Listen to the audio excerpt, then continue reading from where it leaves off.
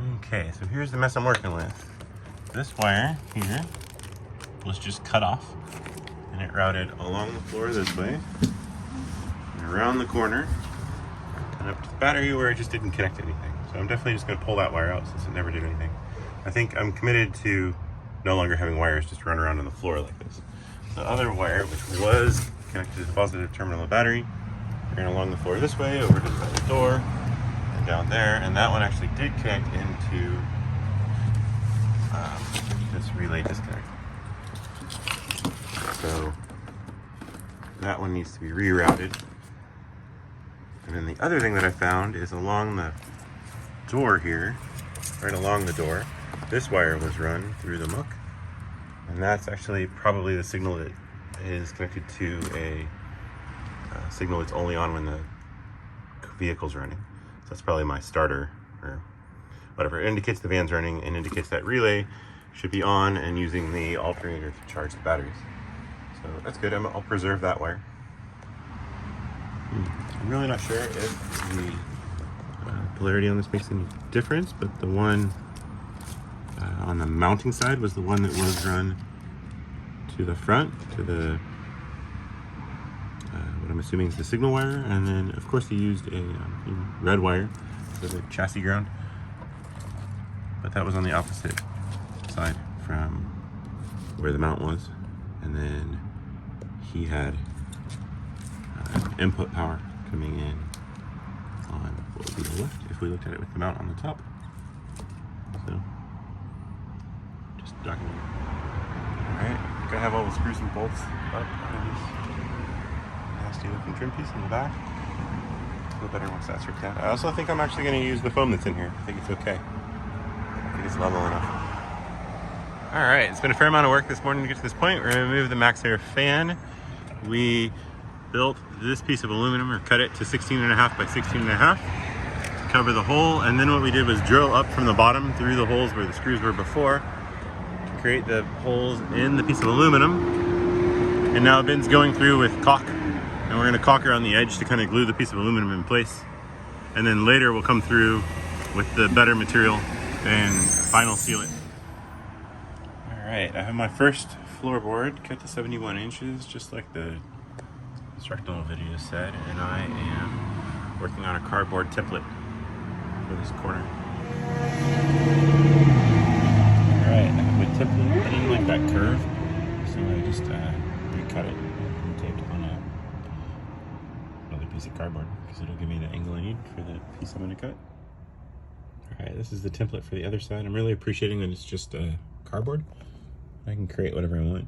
So both my templates, now I need to just position them on the board, mark it out, and cut it with the scroll saw. Pretty happy with the result of this first board. There's like a little bit of gap in the front, but I'm pretty sure I just fill that. And it should be just fine.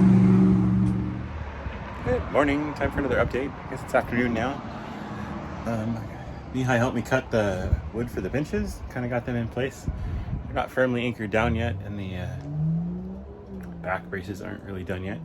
I need to go get some more screws that are a little better length to anchor the spots of the floor. That the screws that I had didn't work. In the training video, he had a plastic floor kind of underlaying, and we don't have that, so I have to actually screw through the metal in order to anchor the floor down. I just need some 2.5 inch screws that are going to work. And yeah, pretty happy with this progress. I have the lids are cut. I just need to cut the back corners so that they're angled in the back. And yeah, I'm pretty excited. I can get the electrical in soon, and then not too long after that we can get the ceiling and the lights and the air conditioner and the solar panel and that kind of stuff going. So it shouldn't be too much longer until we have power in here. It'll be exciting. Now this is good if we continue this blue line straight across. So the wall behind the driver's seat, straight across. That actually gives us a couple extra inches of opening to the sliding door behind the passenger seat. So I think that works out well for our cabinet dimensions. Okay, ignore the electricity. This is the sink sitting on top of a spacer with the 2 water tanks underneath it and the black water container behind it, or the black water thing here behind it. There seems to still be plenty of space there. I do grant you that if I did spin this around. So yes, the pipe the little water line is gonna have to figure out how to pass through here. I think the sink is 20 inches, so it can move forward enough in the cabinet. Yeah, totally. It's 20 inches, so it can come forward a couple inches. So it's like a small lip on the front of the countertop, and that opens up this much space behind it for water lines to pass through. All right, so one design note that I've not seen in any of the videos is if we look at the way that the air conditioner hangs down, I think this bolt is probably going to be the height that I'm going to shoot for once the roof is in here, maybe slightly higher, and the air conditioner's a lot lower than that, or this evaporative cooler anyway. I think the actual compressor air conditioner might have been a little shallower, but yeah, I'd have to duck it every time I got in the van. So I consider that a pretty big mistake. I made a hole in the van up here that's going to have to be repaired, and then this is going to have to move to the back over the bed. It's the only way I see this working. So, oops. All right, the lids for the box quarter. Happy with the way that turned out. And then I secured the, or I don't know, back part of the cabinet, whatever. I'm confident that those are secured adequately. So make sure I have that part almost done. I need to figure out if I'm supposed to need to anchor the bottoms of the boxes a little more into the floor, but it'll be fine for now. And they'll connect into the cabinets on both sides, so that'll add additional security there. I don't really take videos of process, but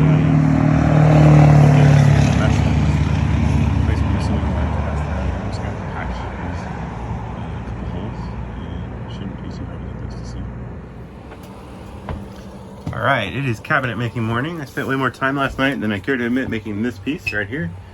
I have a bunch of dimensions on it, and when we set it into place here, I believe it is the dimensions I want the cabinet to be. I think it leaves a gap for where the ceiling is. I think I'm just going to trim that out with a piece of wood for now, and I'm going to build my first cabinet and see how it goes. I went and bought the melamine edging strips last night, and I'm setting up for that here with my iron heating up, and I have the strip cut, and we use a table saw to cut a bunch of these 12-inch pieces of melamine. So I have 4 of those ready to go, and my IKEA cabinet copy design is right here with all the dimensions that I need. Seems super simple. I'm gonna cut those pieces out. First I want to make sure that the melamine tape does what I want, and see if in fact the board face that I'm going for, or the door, basically. I'm gonna make the front door to the cabinet right now and see if it looks the way that I want it to look once I put the tape on the edges. Okay, it seems like we were way overthinking the clamping process. It pretty much just clamps onto the metal. This doesn't, I don't know, it might hit the little frame in the back, but it doesn't seem to really matter. And in the front, it definitely does like clamp up against the frame there, but it still like comes back to the point where it's up against the metal. So this thing is, if I push on it hard, it's not going anywhere, like it can't move. And I did 10 snip out just a little bit more metal there for the wires to come through safely. So I'm pretty happy with that. All right, time for another update video. You see the cabinet in place, and at the moment we have all of my insulation ready to get glued into the ceiling. And the biggest accomplishment is the Frezer that was put here is removed. It's back in the garage, and I have the Domenic RTX 2000 mounted in the ceiling. I kind of spent some time overthinking how to clamp it in place. Basically, we just, I took the metal clamps and just bolted them down. It seems to be holding itself in place really well. Only thing I gotta do now is loosen it back up, lift it, and do the sealant, I like what it's called, the dicor on the roof to be sure that that doesn't leak. And I also patched the rest of the holes on the roof. So I think I'm ready to glue the insulation in. Probably do a leak test first and wet down the top of the van. So lots of progress. Also, I have the electric system temporarily hooked up. I have the inverter charging the battery and monitoring the battery health, and we put the second battery in here because the third battery is temporarily in Mihai's Subaru. So I feel like by the time I'm done, I will have spent all morning getting this cable to go down this channel, because person who built this fan before decided to fill it with expandy foam rather than filling it with wool. But I also lifted the air conditioner up and tie cord around it to seal it in, so that's an accomplishment. Once I get this wire on, the air conditioner will be permanently installed, so I will have accomplished something at least.